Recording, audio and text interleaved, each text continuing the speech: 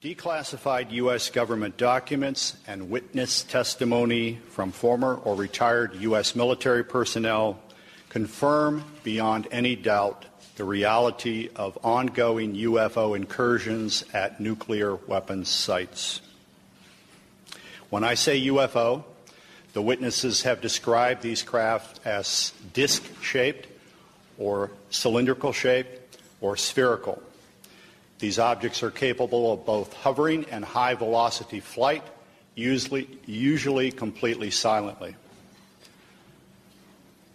Over the past 37 years, I have personally located and interviewed more than 120 of these former or retired military personnel, all of whom report UFO incidents at one or more of the following locations: nuclear missile sites, nuclear weapons storage areas, and nuclear weapons test sites in Nevada and the Pacific during the era of atomic atmospheric testing. I believe, these gentlemen believe, that this planet is being visited by beings from another world who, for whatever reason, have taken an interest in the nuclear arms race which began at the end of World War II.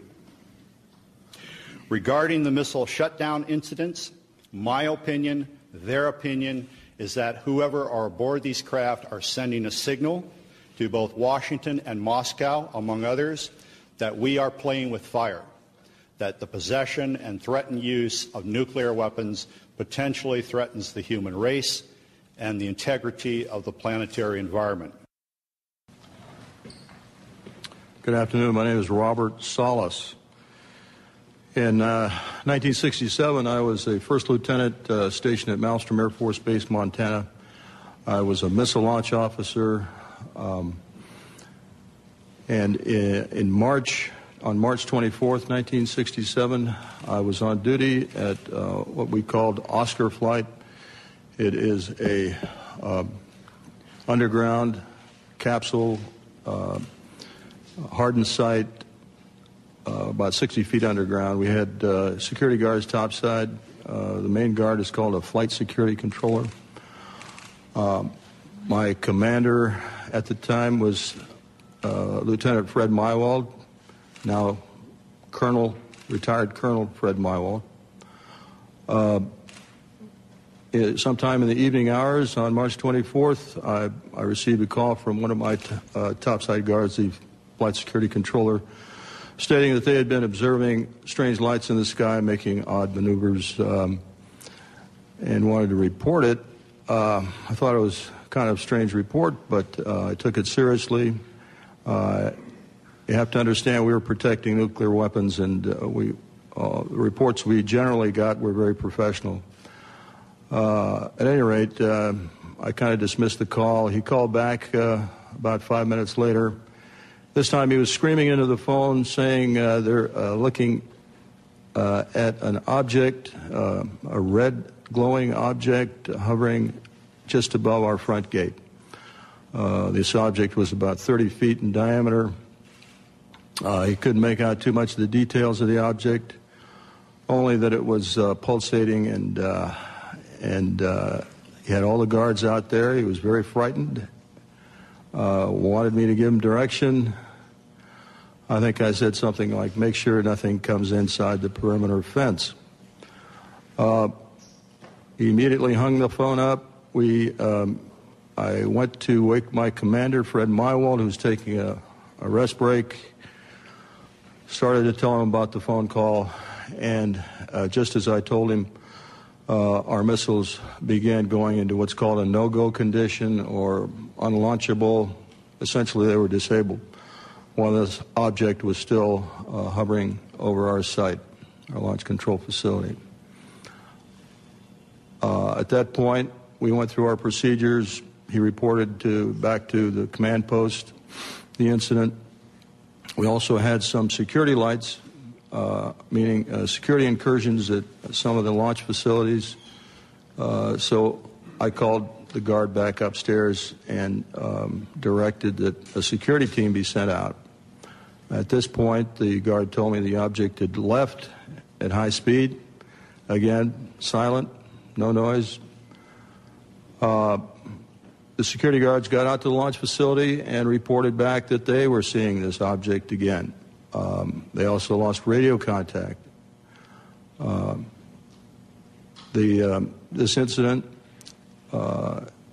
terminated at that point. We reset the security alarms, but the missiles themselves were still disabled.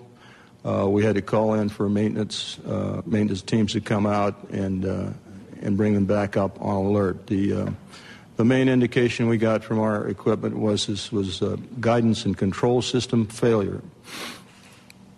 I want to emphasize that the security people upstairs had no control authority over. They had no equipment up there, no ability to affect any kind of system shutdown on our missiles. All the control systems were underground.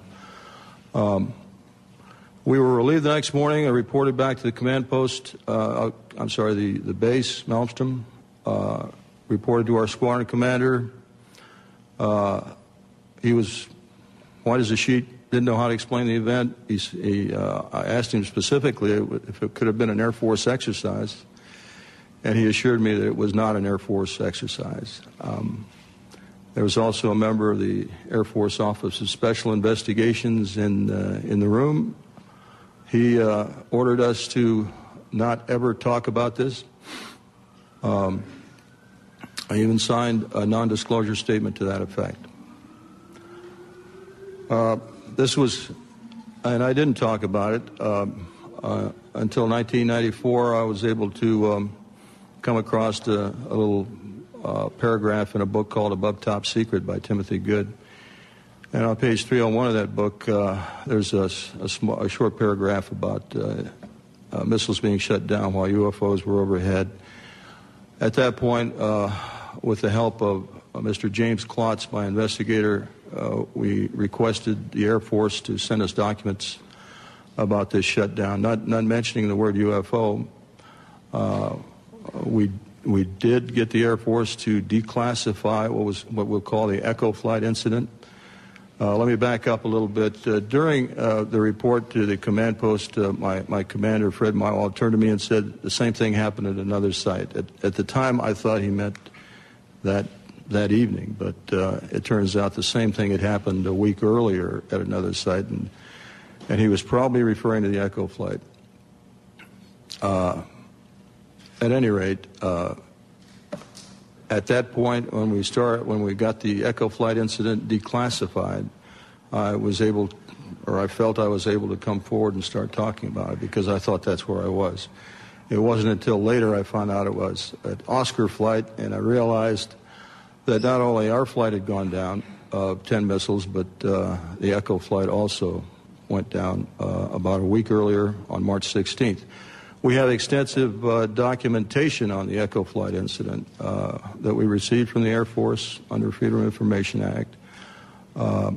We have the testimony of Walt Fiegel, who was the deputy missile crew commander at Echo Flight. I have a couple of letters from the commander, Eric Carlson. Colonel Mywald gave me a telephone interview about this in 1996, and I've got that on tape, and he's given me permission to use that. So we've got audio recordings of some of these witnesses. We've got written statements. We've got documentation from the Air Force. All of this supporting what I just told you.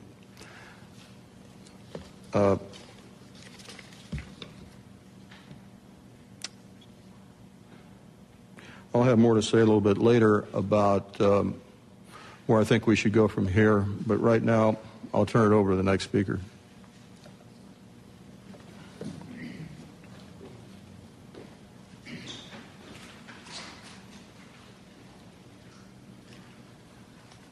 Good afternoon. My name is Dwayne Arneson. I want to give an adjunct testimony to what Bob has already spoken about.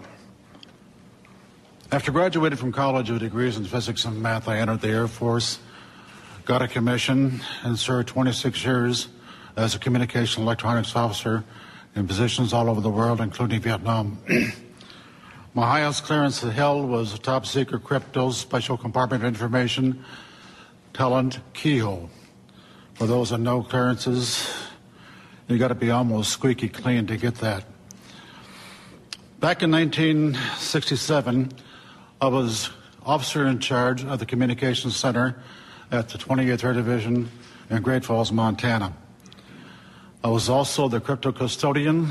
I was a top secret control officer for the division, and I passed out nuclear launch authenticators. In March of that particular year, I can clearly recall a message coming through my communications center which basically said what Bob has already talked about, that a UFO did in fact shut down several missile silos in Montana. Not being a missile type, I didn't know Oscar flight from Echo flight, so I couldn't relate to any of those details. But the fact was that missiles were shut down by them. Later on, in mid-70s, about 1975, I was commander of a radar site in Maine, which was adjacent to Malmstrom Air Force Base. Periodically, my security cop and I met with the SAC security police. And on two occasions that I can recall distinctly, they told us that UFOs were seen over the nuclear weapons storage areas at Malmstrom Air Force Base, which was a SAC bomber base, as some of you may well know. I don't know what the details were. I don't know if any nukes were damaged or deactivated. I never saw a report on that, so I really can't say. That is history. After retiring from the Air Force, I went to work for Boeing as a computer systems analyst. Bob didn't mention this, but one of my first supervisors at Boeing was Robert Kaminsky. He has since passed away. He was the engineer selected by Boeing to go out and investigate the UFOs, the missiles that were shut down. He living close by where I lived in Washington State. We got together frequently on Saturday to discuss UFOs and other topics. And he says, Arnie, those things were perfectly clean, and they did not go down by themselves. He then went on to say that halfway through the investigation, the Air Force sent Boeing a message which said, stop the investigation and do not send us a report. He told me that personally on 2 or 3 different occasions, and no hesitation at all. In conclusion, I've studied UFOs for over 60 years, believe it or not, and I am convinced that somebody out there is trying to send us a message. If I knew who they were, I probably would not be here. Thanks for your time.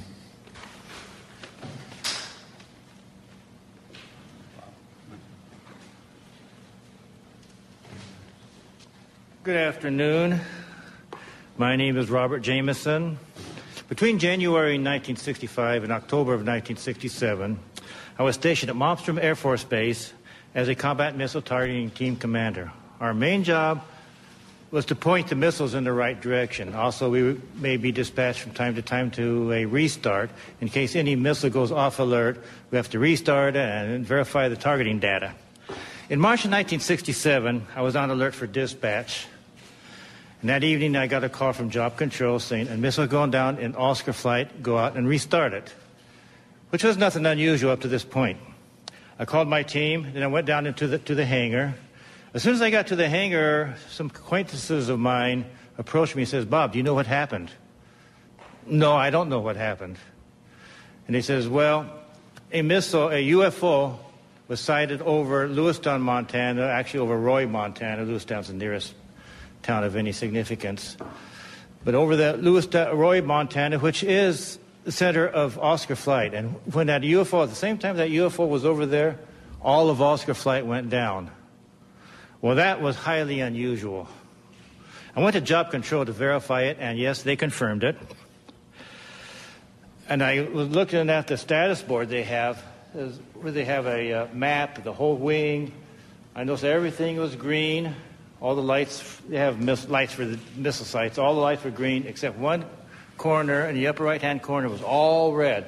All of Oscar flight was down. I mentioned to them that doesn't happen. He says, well, it happened once before, about a week before. A UFO was sighted over Echo Flight. About the same time, all missiles in Echo Flight went down. He says, other than that and this is it. It's never have happened before.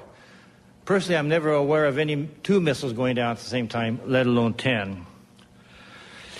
I also learned, the people in job control was telling me, that earlier that day, a UFO was sighted over Belt, Montana, another town in Montana, small town east of Malmstrom.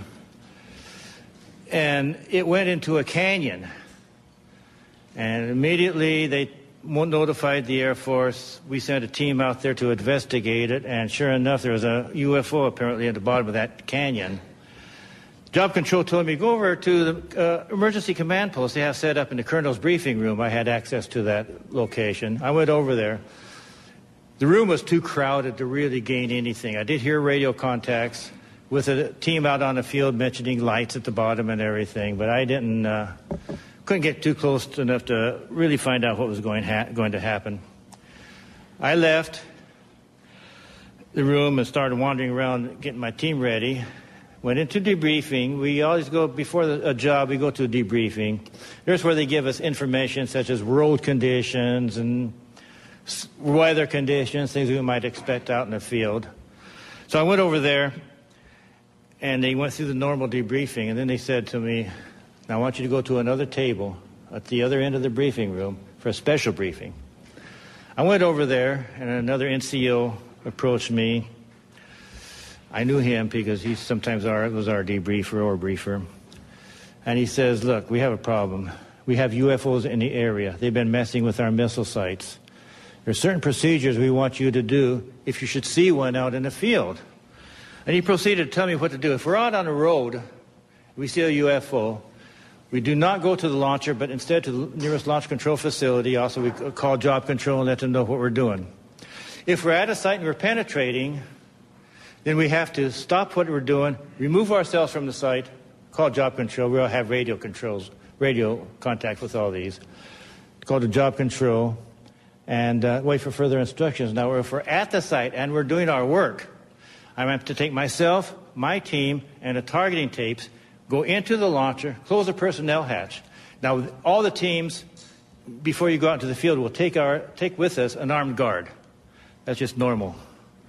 We have to leave the one guard, armed guard, on top, all by himself, and he's supposed to report to job control or the launch control facility of what he was seeing. And I says, okay, but then he says, one other thing, don't leave yet. We're going to hold everybody back until we're sure that all the activity out in the field has ceased, at least for the time being.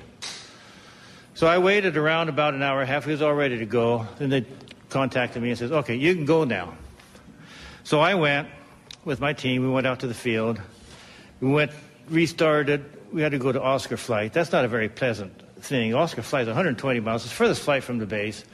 And in Air Force trucks, that's not the most comfortable ride. But nevertheless, we went out to Oscar Flight, and we restarted, I think it's either 3 or 4 missiles. This is where Bob was at the time.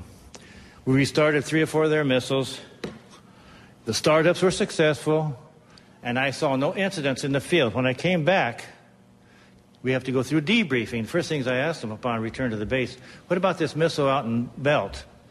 They said as soon as daylight came, we were going to send choppers over. It was nighttime when they first saw it, and no one's going to have them scale down the mountain at nighttime. So they were going to send some choppers down and scale the canyon daylight time. But as soon as daylight time came up, this thing shot up right through everything and just disappeared, more or less. So that was that. Now, also, about a week later, I also heard that a UFO was sighted over India Flight, and there was a partial shutdown. I think 4 or 5 missiles was shut down at India Flight with a UFO overhead, not the whole flight. And I had to go out and restart at least 2 of them. And then the rest of my time at Montana, I was involved in no more further UFO incidents. Nothing else happened. And then I went on elsewhere. Thank you.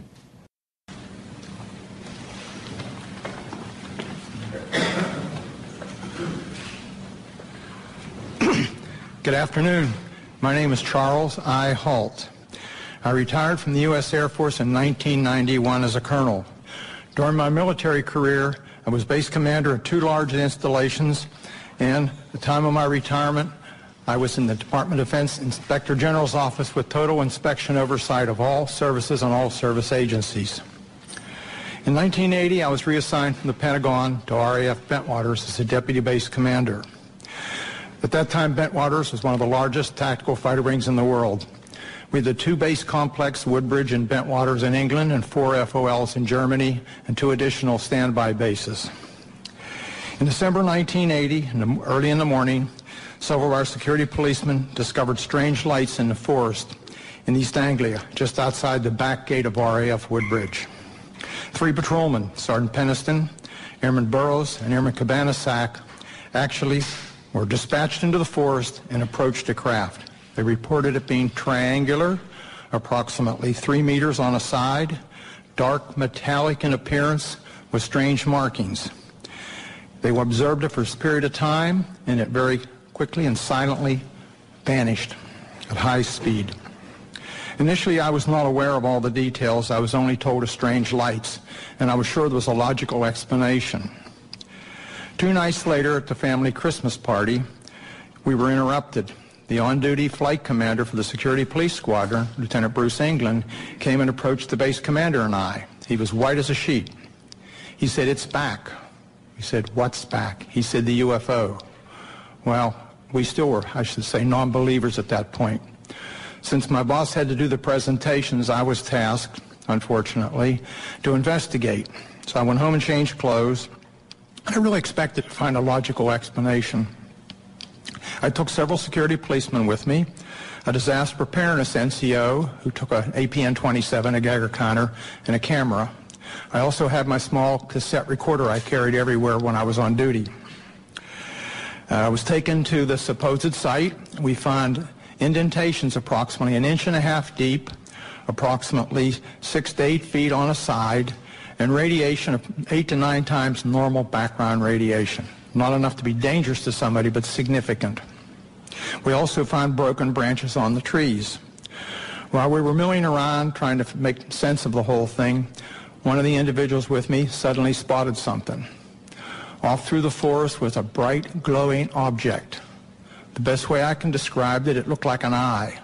It was bright red with a dark center. It appeared to be winking. It would sort of wink. It was shedding something like molten metal. It was dripping off it. It silently moved through the trees, avoiding any contact. It bobbed up and down, and at one point it actually approached us. We tried to get closer. It receded out into the field, beyond the forest, and silently exploded into 5 white objects. Gone. So we went out into the field looking for any evidence, because something had apparently been falling off it, and we found nothing. But while we were searching around in the field, one of the people with me noticed some objects in the sky to the north. There were 3 or 4 objects in the north, brightly colored, changing from elliptical to round, and moving at very high speed and sharp angular movements as though they were doing a grid search. While we were watching them, somebody else noticed to the south there were 2 objects just sort of hovering in the sky. One object approached us at very high speed, best guess is 3,000 to 5,000 feet, somewhere in that neighborhood, stopped directly overhead and sent down a concentrated beam at our feet. It was about 1 foot in diameter. The best way I can equate it is sort of a laser beam. We stood there in awe. Was this a warning? Was this an attempt to communicate? Was this a weapon or just a probe? Just as suddenly as it appeared, click, it disappeared. We stood there, really concerned. About that time, we noticed the other object to the south was sending down beams, about a mile, 1.5 miles away over Woodbridge Base. We had 3 different radios with us, the police radio, the security police radio, and I had the command net. All 3 radios were functional, and we were talking to control centers. They were constantly breaking up, and we had great difficulties communicating, but we were able to discern that on the police and security net that some of those beams were either falling into or near the weapons storage area, and there's a great deal of concern. It really bothered me at the time. Every time something of significance happened that night, I kind of clicked on my little tape recorder and recorded it so I'd have a record of it for the next day. Unbeknownst to me, a copy of that was released by one of my co-workers several years later, and hence there was a lot of publicity. My superiors at the time were informed what happened. I briefed my boss. I played the tape for him. He listened intently. He was aware of the incident because he was monitoring the night before on the radio. He and several others were. He took the tape to the 3rd Air Force staff meeting the following Wednesday. 3rd Air Force was the Air Force headquarters at that time in England. Played it for General Baisley, the commander and staff. They all sat silently. The decision was, it happened off the base, so it's a British affair. In other words, they were loath to get involved. So my boss came back and threw me the tape recorder, and I said, well, what do we do, boss? He said, get with Squadron Leader Moreland, who was the British liaison officer, and do a report. It's their problem, not ours. Gosh, here I am kind of caught in the middle, and I'm a junior guy here. Whoa, why did I ever get involved? Well, Squadron Leader Moreland was on vacation in Wales at the time. He came back, and he was quite upset that he was in the middle of the thing, too. So he said, well, write a memo. So I wrote I shall call it a cleaned-up memo, just kind of unexplained lights, just to kind of get them to come out and investigate and look into the thing. Well, I gave it to Moreland, and unbeknownst to me, Moreland sent a copy to his superior at 3rd Air Force. I didn't know that at the time. The copy to MOD was apparently buried in the files.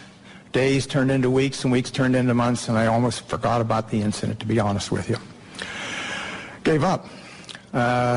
Several years later, one of my co-workers was playing a copy of my tape at cocktail parties and caught somebody's ear. Somebody started asking questions, and he said, oh, Halt wrote a memo. The next thing we know, there was a Freedom of Information request came into Bentwaters. Of course, there was no official copy. We didn't have word processors in those days. We used typing manifolds in the old typewriters. We were just transitioning. And the only copy was an onion skin that I had in my desk. So my boss went back and said there's no official record of it. Well, somebody else found out the 3rd Air Force had a copy. Well, Pete Bent, a good personal friend of mine, was the acting 3rd Air Force commander, called me and he said, hey, Chuck, I've got a copy of this memo. We're going to have to release it. I said, please, burn it. Your life and mine will never be the same. You and I don't need this. Well, need I say more? The tape came out, unbeknownst to me. The memo came out, and a lot of publicity. But the event certainly happened. Now, some things have happened since then. I was very innocent at the time and believed what I was told. I asked the OSI if they had an interest, and I was told, oh, no, not at all. Wrong. I found out later that the airmen were, how shall I say, pretty harshly interrogated that were involved. I have never been debriefed. I also found out later that the tower operator, both the tower operators at Bentwaters saw an object and picked it up on their Bright 2 radar and watched it. I found out that the tower operator in the weapons storage area actually saw something, as did a comm man who was working there and saw it go down into the forest near us. And also several other people around the base saw it. It's kind of interesting. What did we see?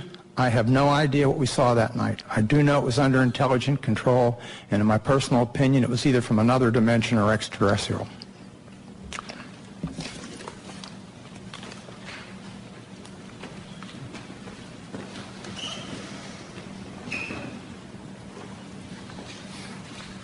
Good afternoon. My name is Jerome Nelson. From 1962 to 1965, I was an Atlas F ICBM Deputy Missile Combat Crew Commander, assigned to the 579th Strategic Missile Squadron in Roswell, New Mexico. Sometime during the winter of 1963 through 1964, while I was on alert duty in the Launch Control Center at Atlas Site 9 west of Roswell, my topside security guard called me on the telephone and reported a bright light that is a fully illuminated round object was hovering silently over the missile silo and shining a light down onto it. I could tell that he was serious, and his voice revealed he was very frightened. After perhaps 5 minutes, the object left the vicinity. Even before it left, I called the base command post at Walker Air Force Base and reported the incident. I was concerned the object would somehow sabotage the missile. I was surprised by the response I received, being told that the command post would take the unauthorized excursion under advisement. I was never debriefed by my commander or anyone else, which I found quite puzzling and frustrating. Over the next month or so, this type of incident occurred several more times while I was on duty at Site 9. I would estimate the total number as more than 3, but fewer than 10. On each occasion, I would call the command post, but each time my report was met with the same apparent indifference. During each of these incidents I witnessed, the guard would call the Launch Control Center and report the UFO. Several guards were involved over time and were all obviously frightened by the object hovering over the site. Their voices were actually trembling. Because of my duties in the Launch Control Center, I could not go topside and look at the objects myself. Only decades later did I learn that at least one missile facility technician, Bob Kaplan, had been ordered to report to the Office of Special Investigations on base and make a report about the similar incident he had witnessed at Site 9 during the period. At the time, this development was kept from me and my missile commander. I do not know whether anyone else was interviewed by the OSI, but I wasn't. That's my report.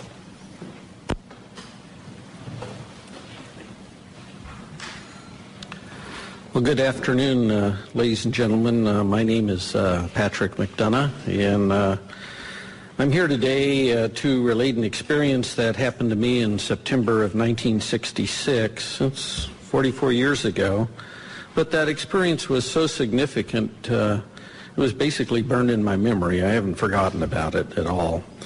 But I am getting older, and I did want to put this experience and relate it on the record.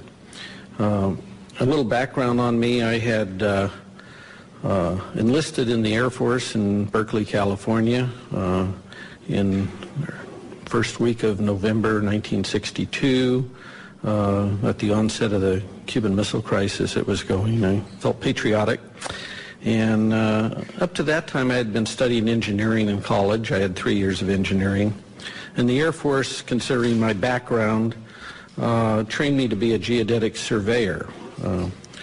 And I was assigned to 1381st Geodetic Survey Squadron in Orlando, Florida.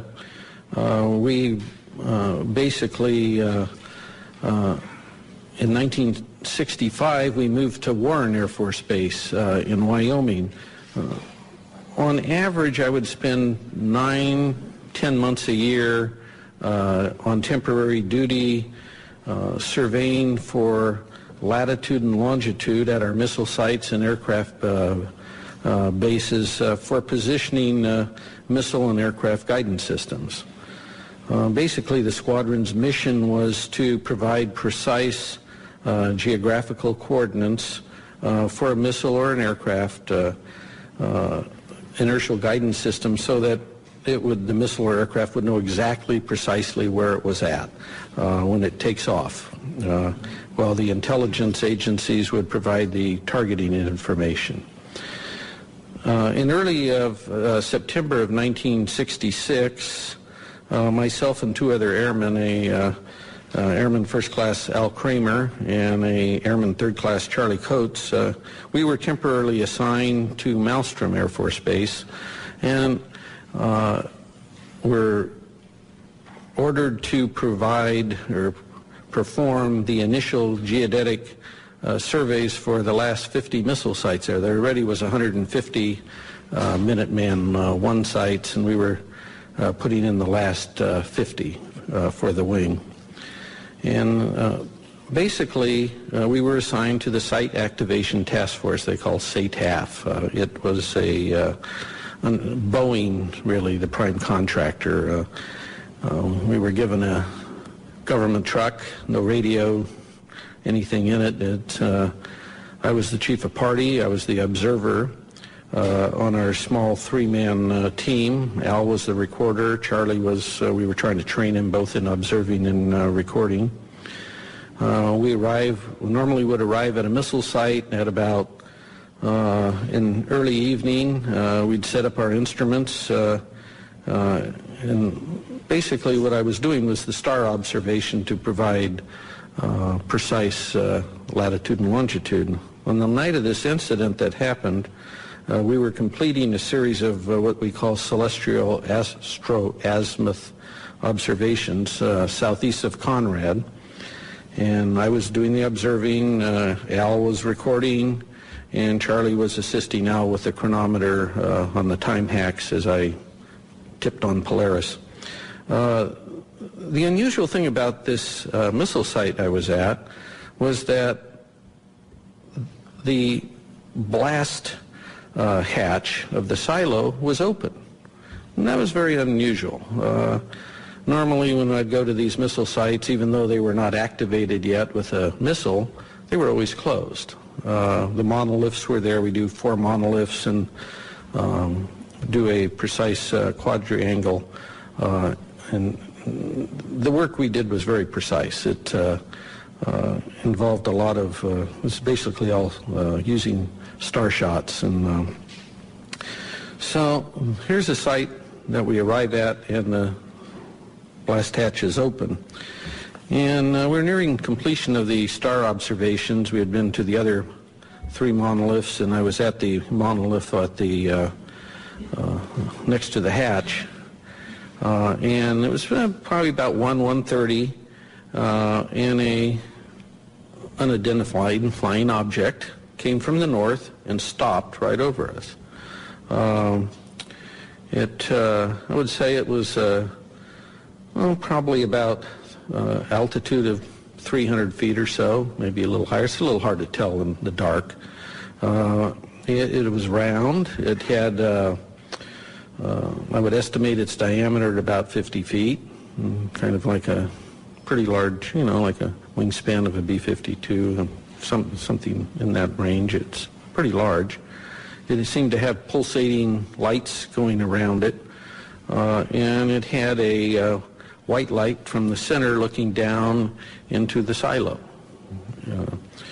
There was no wind, there was no noise. It only stayed there maybe 20, 30 seconds at most. And then I just remember, I'm staring up at the stars, right? I'm a pretty keen observer of what's above me here in the celestial sphere up there. And I just said to myself, what if this thing beams us up and takes us off to some distant place and never returned to Earth again? I mean, this is going through my head here while this thing's above me. And then from this dead stop, it shoots off to the east, just like now you see it, now you don't. It just, phew. So after this UFO departs, I grabbed my instrument and jumped in the truck behind the steering wheel, and off we went. And we weren't about to be there if it came back. We didn't have guards with us because there was no missile. We didn't have a radio because we're not really in contact with the Air Force Base. I don't know any of this other stuff is even going on, to be honest with you. I mean, we're just kind of out there on our own doing these sites and mailing our material back. It was wasn't even aware there was a UFO problem per se. But as it turned out, the night's events weren't totally over with us at that point. As we sped away and on our way back to Conrad, and the Army Corps of Engineers had base rocked all the roads to take the weight of these missiles they were bringing in. And of course, these are new sites, and they took down all the signs to make the roads wider. And I go over the hill and come down, the headlights come down, there's no road there at Teed, And so I tried to make you either went to the right or left. I tried to go to the left towards Conrad, and the truck flipped over, and we ended up upside down. Fortunately, none of us were hurt.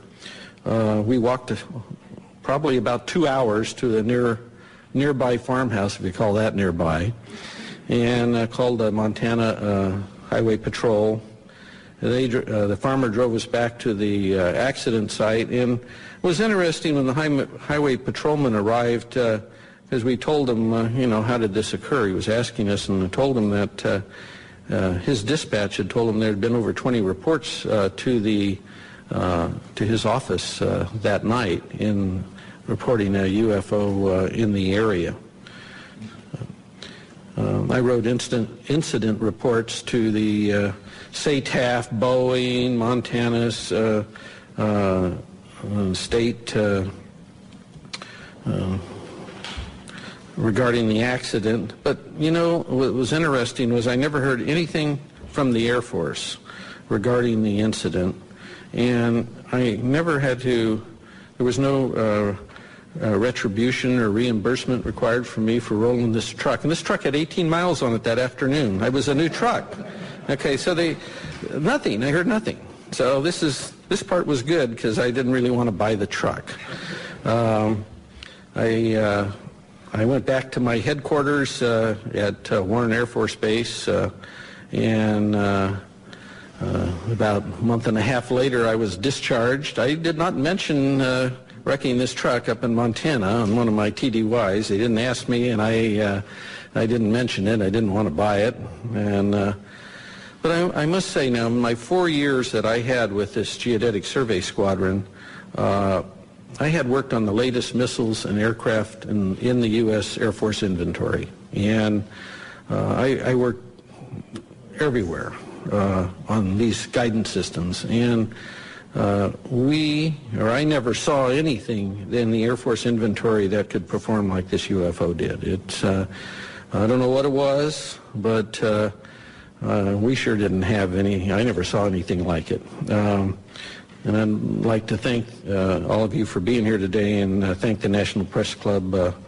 Hopefully someday we'll know in the near future that the government will perhaps release any information they have on UFOs. Thank you very much.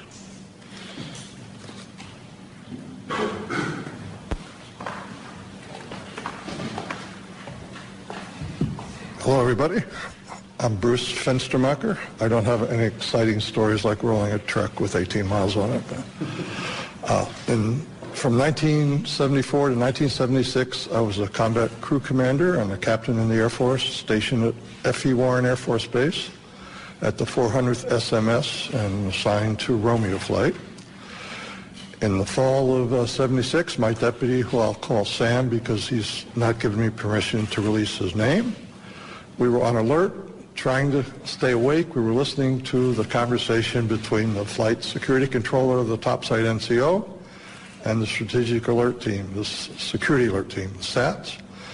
That was one way to stay alert, because the SAC duty is moments of terror with hours of boredom.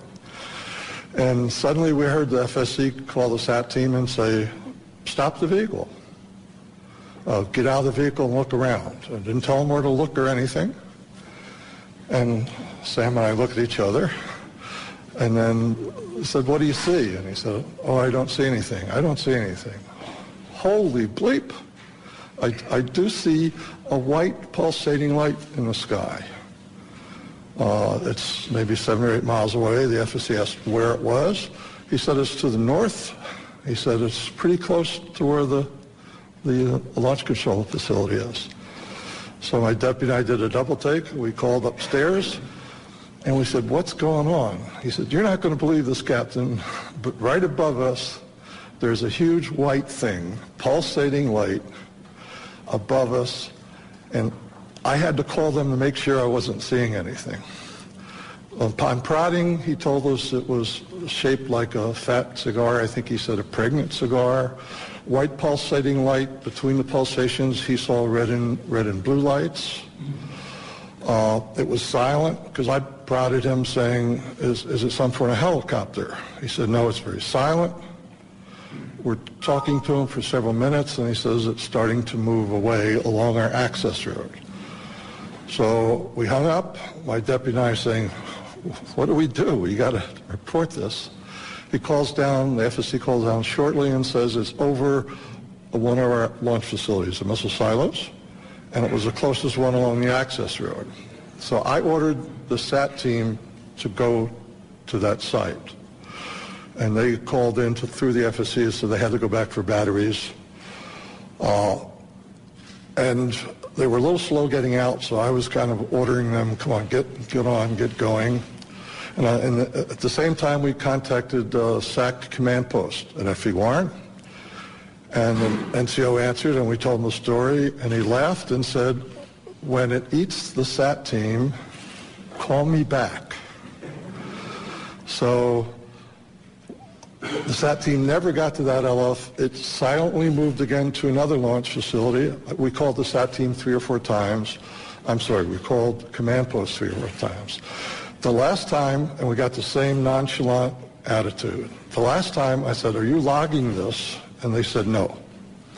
So I said, give me the officer in charge. And he said, well, he's busy. I said, well, either give me the officer in charge or I'm going to wake up the base commander, the squadron commander, because there's something going on. Something's messing with my LFs. They were mine for that period.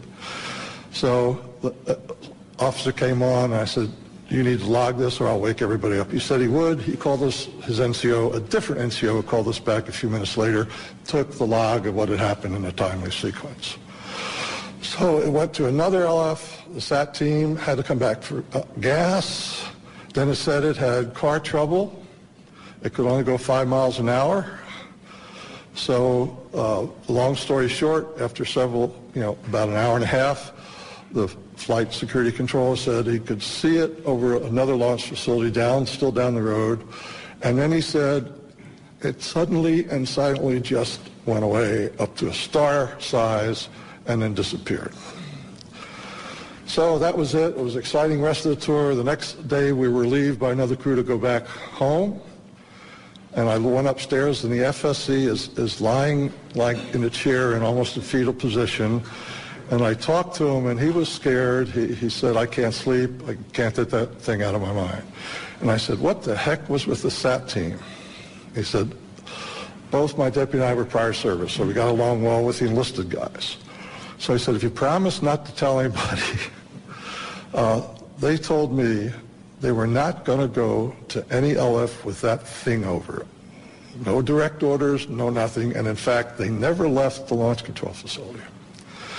We picked up the Quebec team on the way back, the Quebec crew, because Quebec was on the way to Romeo, and SAC liked to save a little gas, so we road share. And they told us that earlier that evening, they had the same sort of thing flying over several of their launch facilities. And I said, what happened? You reported it. And they said, are you crazy? We didn't report it. We're not going to report it. I said, well, I did. He said, well, if you tell them about us, we're going to say it never happened. So we went back home. I reported to my squadron commander. The next few, we always have departure meetings when you go out for alert. The next several departure meetings, we had an unusual visitor. We had an officer in a uniform telling us that you may have heard rumors about this. It didn't happen. It's top secret. And I wanted to stand up and say, which is it? Didn't it happen, or is it top secret? So that's my event. I think Mr. Salas comes back.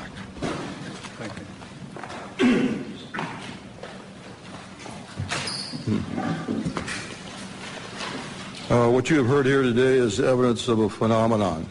It sounds fantastic, and it is fantastic. We presented this evidence in the public interest of open government. Our signatures on affidavits in the press kit that you have attest to the truth of our statements. Our evidence is now public domain. The real question is, what is the public going to do with it, this testimony? It has been a general practice of the media to scoff at these kinds of stories, make light of such testimony. We can only ask that you take the time to give some serious consideration not only to our statements, but to the statements of other witnesses out there who have similar incidents. There is also documentary evidence that helps support what we have said. We hope you will take the time to at least take a look at those, research this a little bit. And if you do, I think you'll come to the same conclusions that we have. That is that the UFO phenomenon is real, not imaginary. There's current excessive secrecy in our government surrounding this phenomenon. Unknown aerial objects have in fact been observed over many of our nuclear weapons bases and other nuclear facilities, and in some cases the appearance of these objects coincided with compromising the operational readiness of our nuclear weapons. Although each of us might have different opinions about the meaning and intent of these incidents, I think we can all agree that the tampering with nuclear weapons is a national security concern. This is Air Force official policy on UFOs. This is dated 2005, but I believe it is current policy. I'll just read one part of it. It says, no UFO reported, investigated, and evaluated by the Air Force was ever an indication of threat to our national security. That is clearly misleading. It is false based on our testimonies. This statement, the decision to discontinue UFO investigations, was based on an evaluation of a report prepared by the University of Colorado in 1969. I believe this was the infamous Condon Committee study. There was substantial evidence to show that study was superficial and biased. In particular, the Echo and Oscar incidents I spoke about were never investigated by the Condon Committee, even though their principal investigator was well aware of these incidents. Obviously, the testimony given here today conflicts directly with that Air Force policy statement. We ask that our government answer to the public about the obvious discrepancy between our testimony and that of the current statement. Indeed, we demand an answer based on the foundation of our democracy that says, and I want to paraphrase Franklin Delano Roosevelt, President Roosevelt, the people should be strong enough and well enough informed to maintain the sovereign control over its government. Finally, I want to say, I think I speak for every one of us here, I have the utmost respect for all the men and women in the U.S. Air Force. I graduated from the Air Force Academy.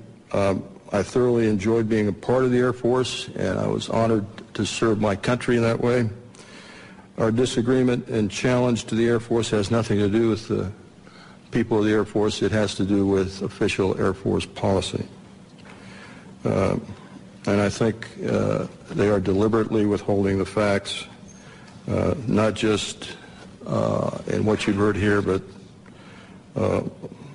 continuously since 1969. And by doing so, they're not allowing the people of this country to engage in the decisions regarding events that are clearly national security issues and concern to all of us. We're simply asking for the truth. Thank you for your attention. At this time, we're going to take questions. Mr. Hastings will take it from here. If you would go to the microphone over here and tell us what media you represent. Thank you.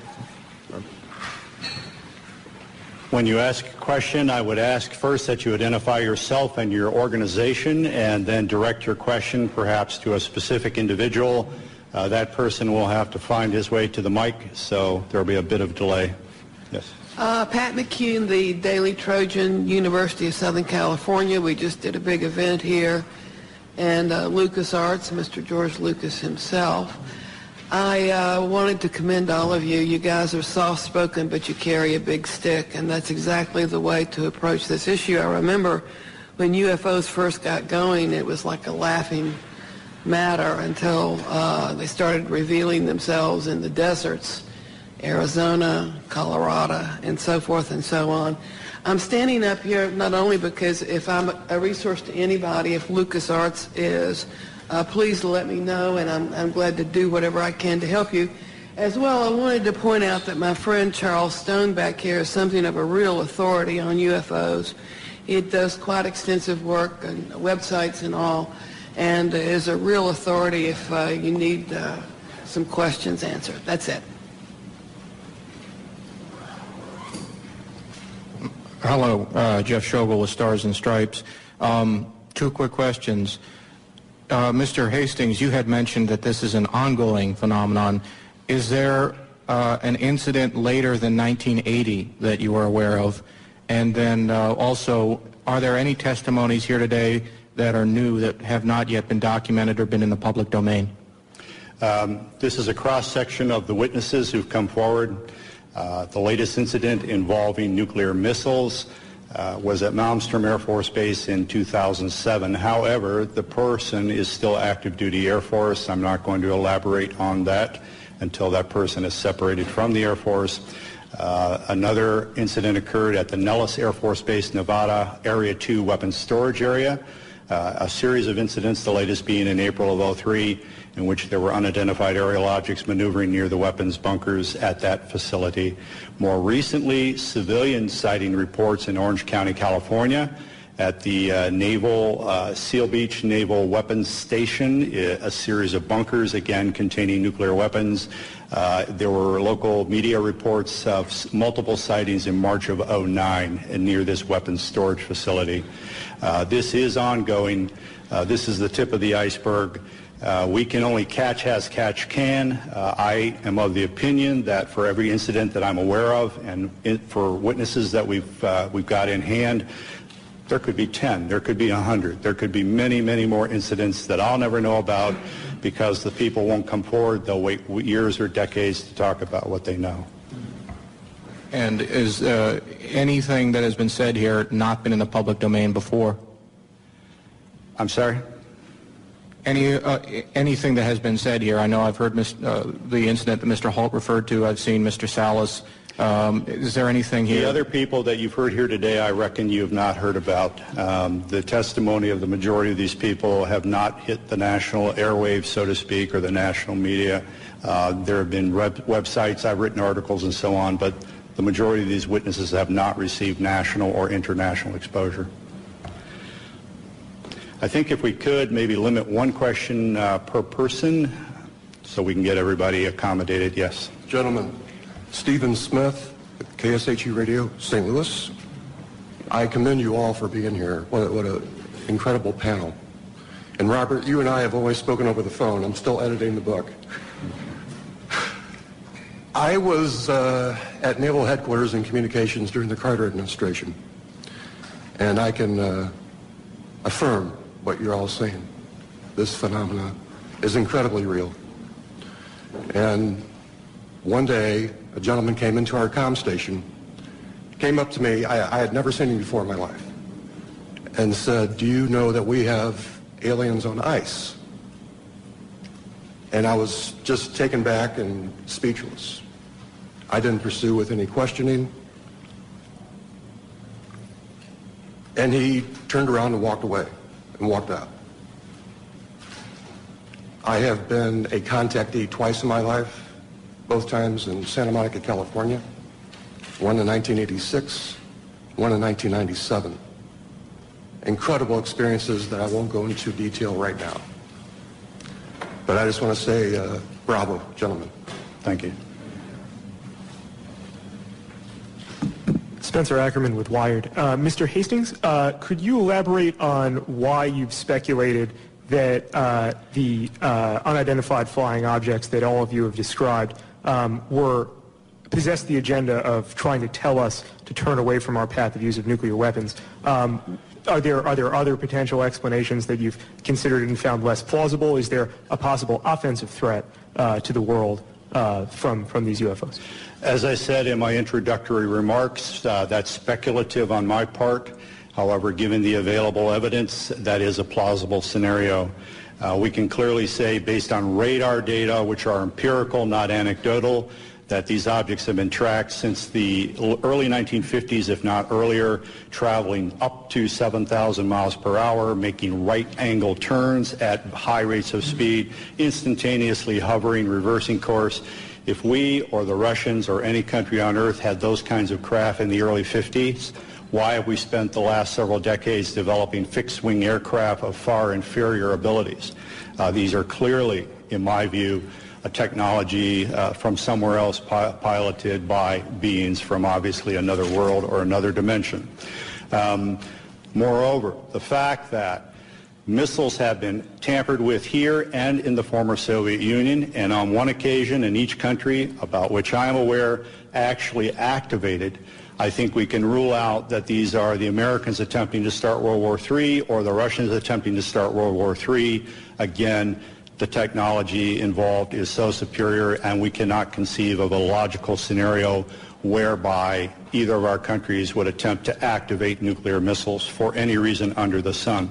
Now, our opinion is that whoever these beings are, they are indeed attempting to send a signal that we are playing with fire, that we are gambling with the human race's future.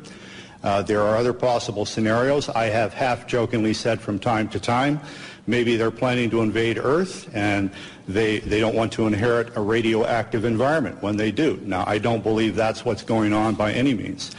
I don't think humankind is in jeopardy from whoever they are and what their intentions are, except we will have our minds expanded.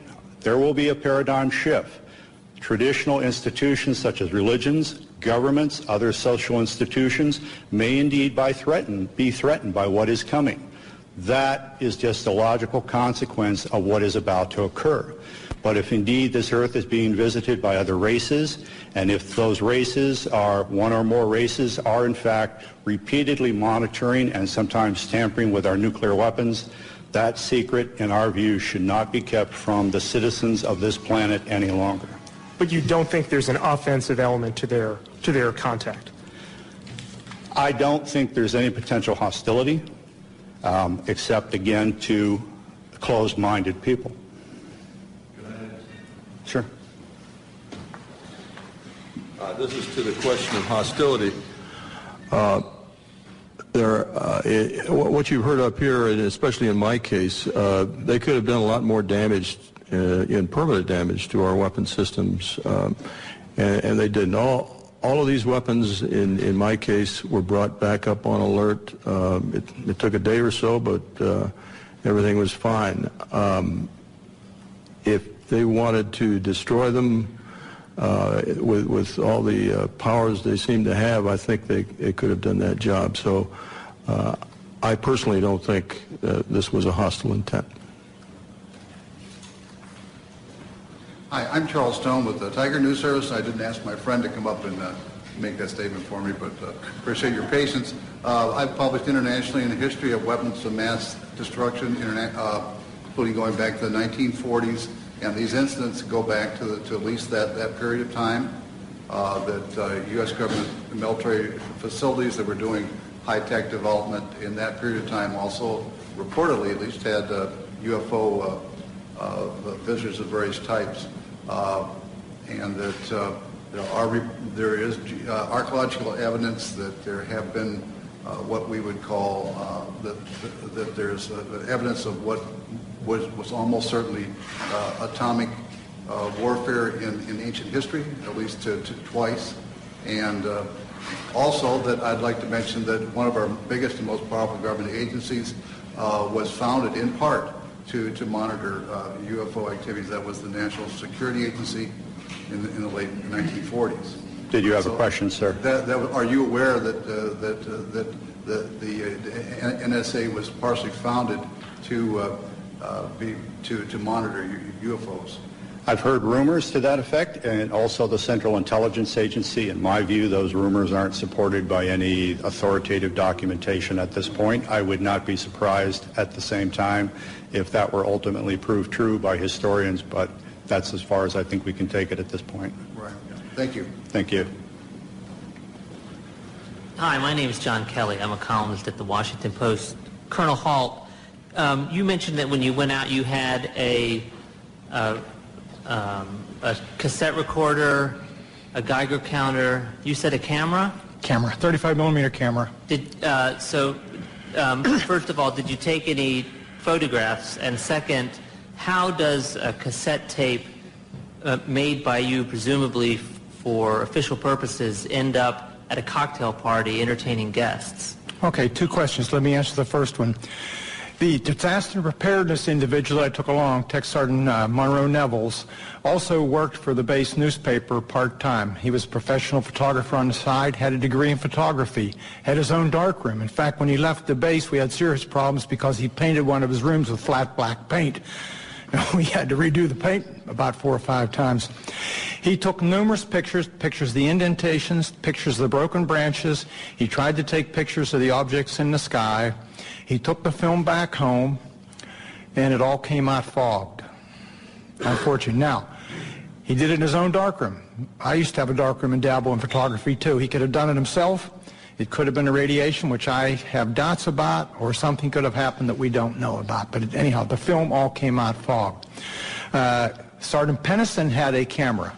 It was not uncommon for the security police on the perimeter to carry cameras because the British have a lot of, we call them bird watchers, people that catch tail numbers and follow the history of airplanes and climb over the fence from time to time, not to do any damage or any harm, but curiosity and try and get close. It's part of a game. So we would, if they did that, we would photograph them inside the fence and turn them over to the British police. Sergeant Pennison took his film to the photo lab and turned it in, and they told him it disappeared. I can't answer that.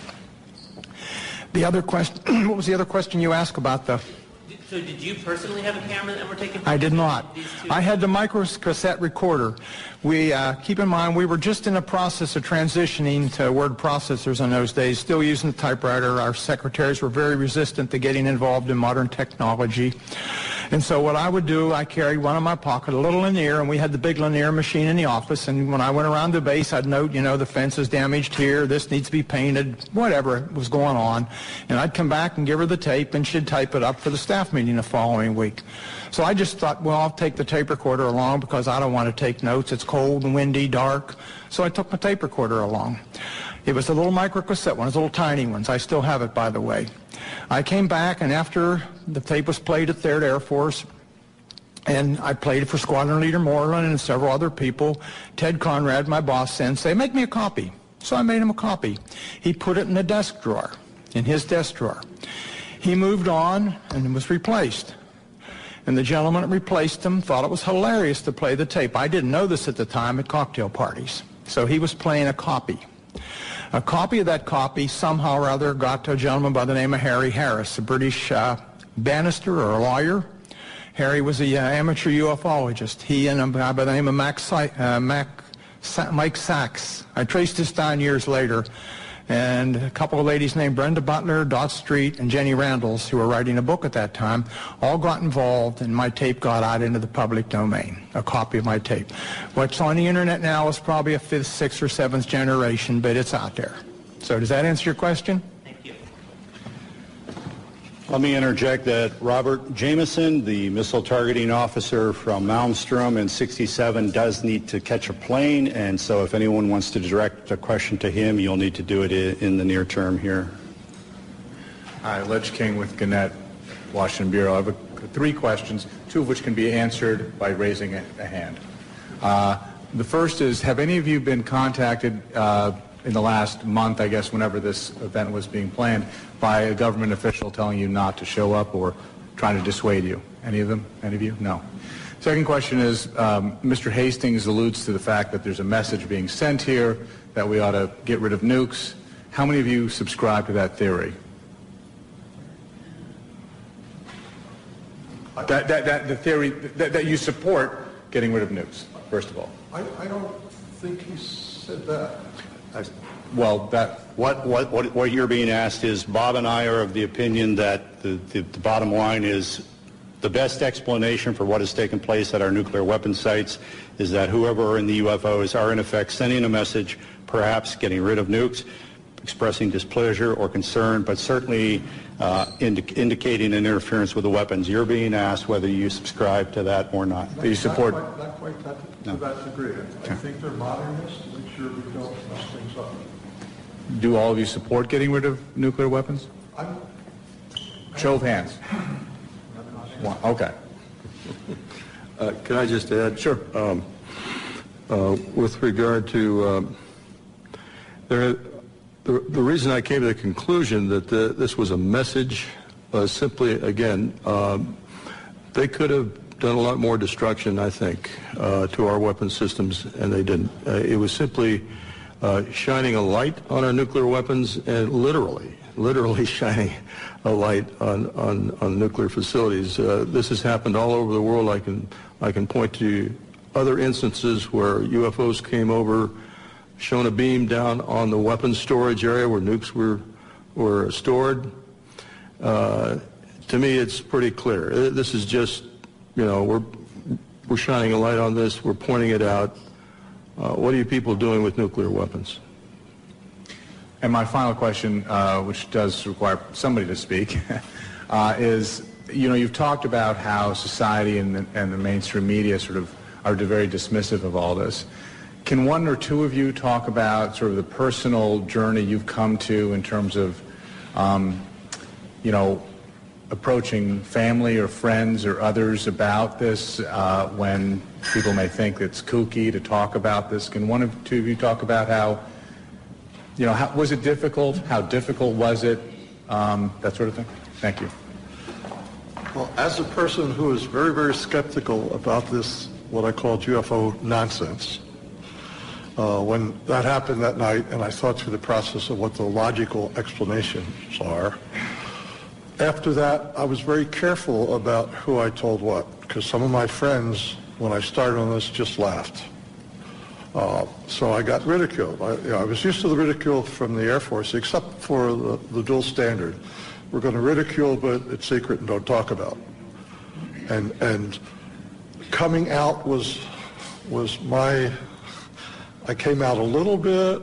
I talked to Robert. I gave him a little bit of the story. I didn't want my name to come out. I was concerned. I don't want to be considered a kook. I don't want to, because I consider. Not so many anymore, but I consider some of the extremists a bit kooky. But I think it's more important that we come out and tell our story rationally and see that we aren't kooks, and this is what happened, and make your own judgment. But one of my concerns is that you all think I'm a kook, and I'm old enough that I don't really care that much because it happened. So is that okay? How old are you? 68. Okay. Going on 95. I would briefly add to that I made a decision decades ago that no matter who laughed at me or threw things at me, I would speak what I knew to be the facts. The world is filled with self-appointed UFO experts, persons who have all the answers, even though they've studied none of the facts. The scientific community is chock full of those folks. Journalism, frankly, is chock full of those folks. We're presenting credible witnesses for open minds, people who have an objective sense of their duty to inform the American public about the reality of the situation. We're providing you not only these witnesses, but many other witnesses who can testify as to the reality of all of this, and you may draw your own conclusions. I'm Lisa Pham from Epoch Times newspaper. My question is towards Mr. Arneson. You mentioned someone over there trying to send us a message. I wonder what kind of a message. Do those aliens consider our Earth people have a threat to them, or they just try to defend, or they try to come here to occupy, take over Earth? What kind of a message do you think? If I knew that answer, I wouldn't be here. I really don't know. But they're trying to tell us something without a question. Whether it's don't go much further, you get rid of the things, I don't have any idea. Are they from the extraterrestrial? Who knows? Are they from other dimensions? Who knows? Are they from underneath the Earth? Who knows? Your guess is as good as mine, and I can't answer that question. Anything else? The government are trying to conceal this information, the fact actually, for all those years. Do you think this will do good for the society's stability, or is a kind of prevent for some advance or further research for our society? No, that's a big one. We have been lied to for so many decades about the truth of the matter, and I think we need to have more openness in society as far as what these things are.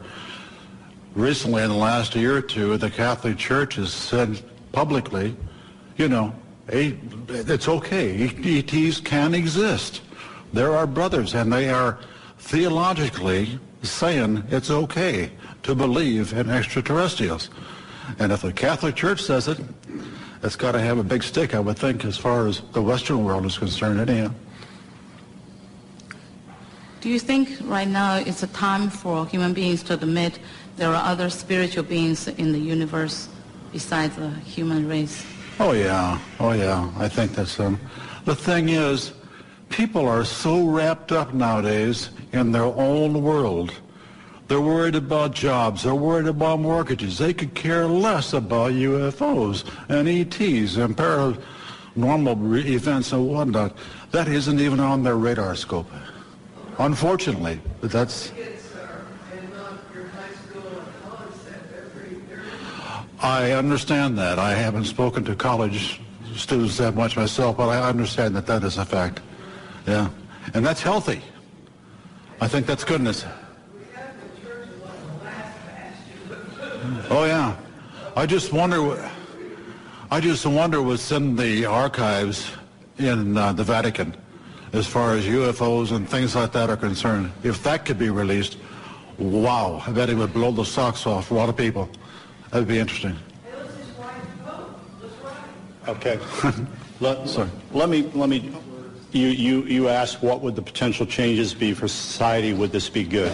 Let me briefly summarize and say, in 1975, a former CIA official, Victor Marchetti, wrote a best-selling book called The CIA and Cult of Intelligence. The CIA took him to the Supreme Court to attempt block publication of that book. Ultimately, a redacted version of it was released. It was the first book in American history to be censored by the U.S. government. This same Victor Marchetti, in 1979, wrote an article for Second Look magazine. The title, I believe, was How the CIA Views the UFO Phenomenon. He said, among other things, this subject was so sensitive that you did not talk about it in the agency unless you had a need to. Nevertheless, there were rumors floating around at the highest levels of CIA about recovered crashed UFOs and the bodies of their crews. Thirdly, Victor Marchetti said, in his opinion, as an intelligence analyst with CIA for I think 11 years, he was of the opinion that no government on earth will voluntarily release this information because it would jeopardize the status quo, i.e. their power. Even if there's no hostile intent or implication to the visitation of these beings, if indeed these are extraterrestrials, even if they're not meaning us any harm whatsoever, governments have nothing to gain and everything to lose by admitting the reality of this. And Victor Marchetti's opinion is that this will probably come out, by some action on the part of the phenomenon itself, which will leave no doubt in anyone's mind. But don't expect Washington or Moscow or any other government to volunteer the reality of all of this. Thank you. I'm Jim Canan. I'm a defense writer of long standing in this town for Gannett Newspaper's Business Week magazine, and I was senior editor of Air Force magazine. I'm going to ask a question, but I want to contribute something. When I was on Air Force magazine, I was told by an Air Force colonel of long acquaintance that this was real and that we were actually dealing with the aliens. I never had the guts to write. He said, you won't have the guts to write this. I said, no, because I have to confirm it. And if you can't tell me how to confirm it, he did give me a couple names, but it didn't pan out. I was like all the rest of the press, if I couldn't confirm it, I wouldn't write it. Now, that may mean that we're somewhat cowardly, but at the same time, it means that we're also very careful. I do sympathize with the members of the press who do not write about this, even though I myself am convinced of it by now, because I was one of them once. But now, I have a question contemporary. 2 years ago, the Air Force Chief of Staff and the Secretary of the Air Force were dismissed by the Secretary of Defense for, among other reasons, being sloppy in their management of nuclear weapons. We transported an armed one somewhere. We sent components overseas and so forth. This shook up the Air Force. I want to ask you gentlemen in the aggregate or individually, do you think that this evidence of malfeasance ranks up there with not telling the public about alien or UFO intrusion at nuclear sites? Is there an equation there?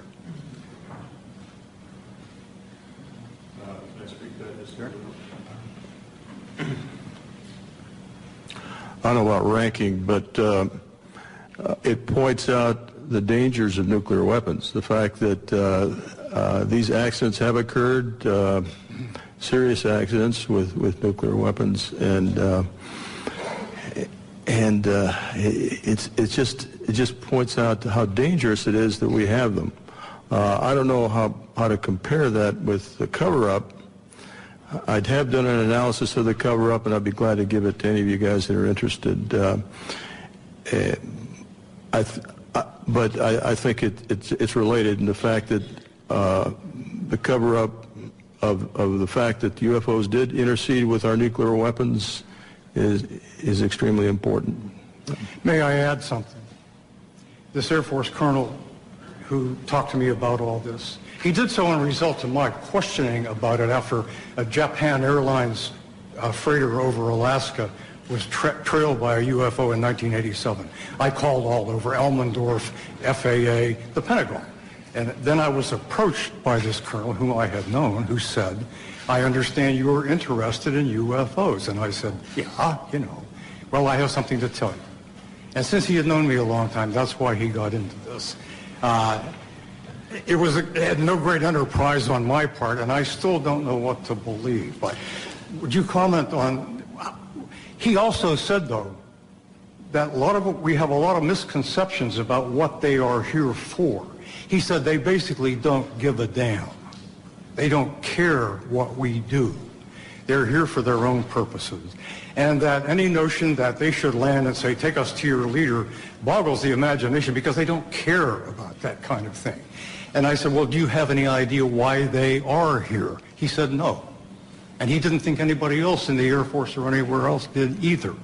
How does that... Let me interject. Regarding the November 87 radar tracking incident that you alluded to, right, and in recent years, you may know that the number 5 guy in the echelon at FAA, John Callahan, has gone public and said that shortly after that happened, CIA agent, 2 agents, I believe, and some other government types convened a meeting at FAA headquarters and said we want all the radar tapes, all the voice tapes, and this never happened. I wasn't here. John Callahan said, how come we can't tell the people about this? According to this FAA administrator, the CIA agent said the people would panic, the public would panic.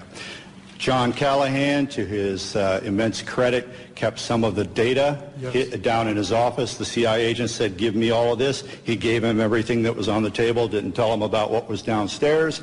And when he left the agency, John Callahan released that to the public. So CIA is still quite involved in all of this. Leslie Kane's great book includes that again. I think regarding... well, to follow up on the other part of your question about, what are they up to, why are they here, and so on, no one knows. Maybe the people at the CIA and the Pentagon and the Kremlin don't even know. However, these very simplistic scenarios of if they're real and they're here, why don't they land on the White House lawn? Well, if they're anthropologists and this is a classroom experiment, you don't interject yourself into the experiment, you observe. Or an alternate scenario, if this backwards planet is on the verge of a nuclear holocaust, maybe on a limited basis you intervene in a way that the Pentagon knows what's going on, the Kremlin knows what's going on, except for troublemakers like us, the public at large in neither country does not know what's going on. So in effect, you send a signal, in my opinion, to governments about nuclear weapons without alarming the general populace. The late Dr. J. Allen Hynek, who was a UFO skeptic, he worked for Project Blue Book. For so many years, he eventually believed, I've been wrong, science has been wrong, these are real, and we should check into it. When asked why, the aliens, if that's who they are, do not visit us. He said, you know, a zoo is a nice place to visit, but you don't communicate with the lizards. So, you know, there's any number of plausible scenarios to explain why we have not had open contact. I am of the opinion that whoever they are have enough sense to know that if they interject themselves into our reality in one fell swoop, there could be very dire repercussions. Whereas, on the other hand, if they engage in an on-again, off-again cat-and-mouse behavior that allows a slow psychological conditioning of humankind to the reality and the presence of themselves, then when open contact, if that indeed is in the cards, occurs, there will be far less trauma. Thank you. I wasn't meaning to contest your point of view, by the way, merely pointing out what I had heard. It's all right. Michael Rank from Lancaster County. Al and I came down this afternoon, and we were talking about the fact that we are now able to combine human and non-human genetic materials by our medical sciences. And I don't know whether any of you have had a chance to read Professor Jacobs' book, The Threat. He's a tenured professor at Temple University, and he has been doing regression therapy with abductees for years, and he has quite a body of knowledge there. One of my reasons for asking this is, being an old district attorney, the definition of murder is the unlawful killing of another human being, but nowhere does it say, does it have to be 100% human? Can it be 1% human? I'm waiting for somebody to play that card. I'm out of the business now, but that might be fun. The other issue is the toadies in government who are following their orders to lose the files in Freedom of Information Acts, I think might take a totally different view as to their attempt to preserve their jobs if they realize that there might be an argument made that there's a First Amendment violation by suppressing the truth about these things that have been found and seen and so forth. The suppression works to favor certain religions versus other religions. Thank you. Anyone else? Thank you for coming. Again, all of us will be available for one-on-one interviews for some period of time. Thank you.